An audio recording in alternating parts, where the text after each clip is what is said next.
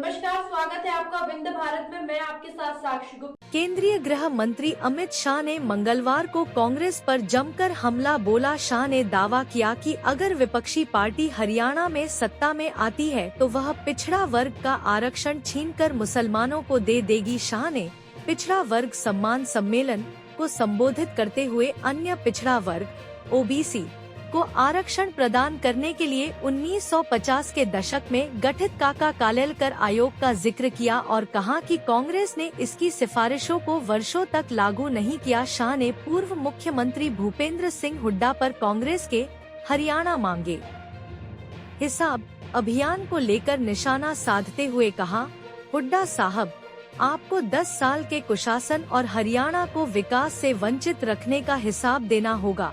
उन्होंने कहा, हरियाणा में इस साल के आखिर में होने वाले विधानसभा चुनाव से पहले कांग्रेस ने हरियाणा मांगे हिसाब अभियान शुरू किया। विपक्षी दल ने कहा कि अभियान के तहत वह बेरोजगारी और कानून व्यवस्था सहित विभिन्न मोर्चों पर सत्तारूढ़ भारतीय जनता पार्टी भाजपा को निशाना बनाएगी। कांग्रेस ने कर्नाटक में मुसलमानों को ओबीसी कोटा दिया, हरियाणा में ऐसा नहीं होने देगी भाजपा। केंद्रीय मंत्री ने कहा, 1980 में इंदिरा गांधी ने मंडल आयोग को ठंडे बस्ते में डाल दिया था। इसे 1990 में जब स्वीकार किया गया तो राजीव गांधी ने 2.5 घंटे का भाषण दिया था और ओबीसी अन्य पिछड़ा वर्ग आरक्षण का विरोध किया था। शाह ने कहा, कर्नाटक में कांग्रेस ने पिछड़े वर्गों से आरक्षण छीनकर मुसलमानों को दे दिया। अगर वे यहाँ आते हैं तो यहाँ भी ऐसा ही होगा। उन्होंने कहा, मैं आपको आश्वस्त करना चाहता हूं कि हम हरियाणा में मुसलमानों के लिए आरक्षण की अनुमति नहीं देंगे। हम पिछड़े वर्गों के अधिकारों का संरक्षण करेंगे। शाह ने जोर देकर कहा कि भारतीय जनता पार्टी पूर्ण बहुमत के साथ हरियाणा में सरकार बनाएगी। हरियाणा में इस साल के अंत में विधानसभा चुनाव होने हैं।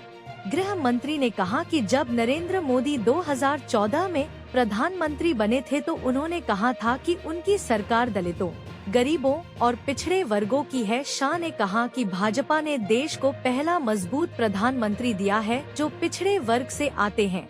उन्होंने कहा कि देश के 27 केंद्रीय मंत्री पिछड़े वर्गों से हैं, जिनमें 2 हरियाणा से हैं। शाह का पिछले एक पखवाड़े में हरियाणा का यह दूसरा दौरा है। उन्होंने 29 जून को पंचकूला में पार्टी की विस्तारित राज्य कार्यकारिणी की बैठक के दौरान भाजपा नेताओं और कार्यकर्ताओं को संबोधित किया था। शाह ने कहा कि मुख्यमंत्री नायब सिंह सैनी के नेतृत्व वाली हरियाणा सरकार ने हाल में ओबीसी की क्रीमी लेयर के लिए वार्षिक आय सीमा 6 लाख रुपए से बढ़ाकर 8 लाख रुपए करने समेत 3 महत्वपूर्ण फैसले लिए हैं।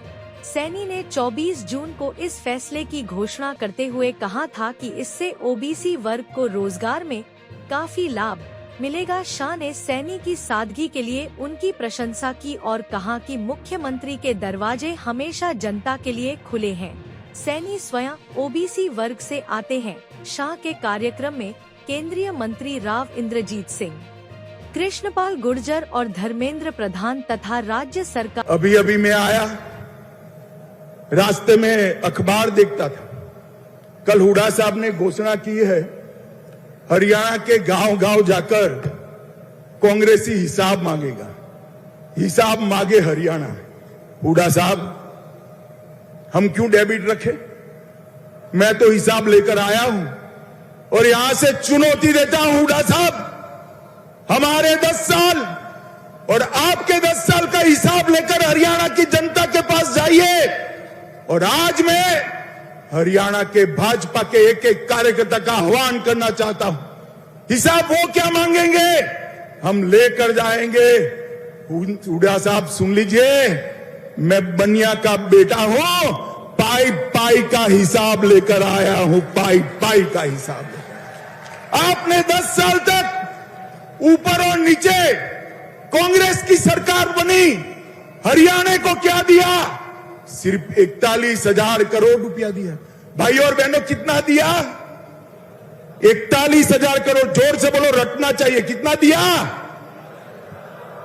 और नरेंद्र मोदी और मनोहर लाल की सरकार 10 साल चली, इन्होंने 2,59,000 करोड़ रुपया देने का काम नरेंद्र मोदी सरकार ने, आपसे 6 गुना पैसा हरियाणा को देने का नरेंद्र मोदी जी ने काम किया है। आप हिसाब लेकर आइए, एक चौराहा तय करिए। हमारे मुख्यमंत्री को आने की जरूरत नहीं है, हमारा युवा मोर्चा का प्रदेश अध्यक्ष आकर आपसे 2-2 हाथ करने के लिए तैयार है। आप क्या हिसाब मांग, आप हिसाब दे सकते हो नौकरियों में करप्शन का, आप हिसाब दे सकते हो जातिवाद फैलाने का, आप हिसाब दे सकते हो पिछड़ा वर्ग को न्याय करने का, आप हिसाब दे सकते हो परिवारवाद का, विकास का हिसाब नहीं दे सकते।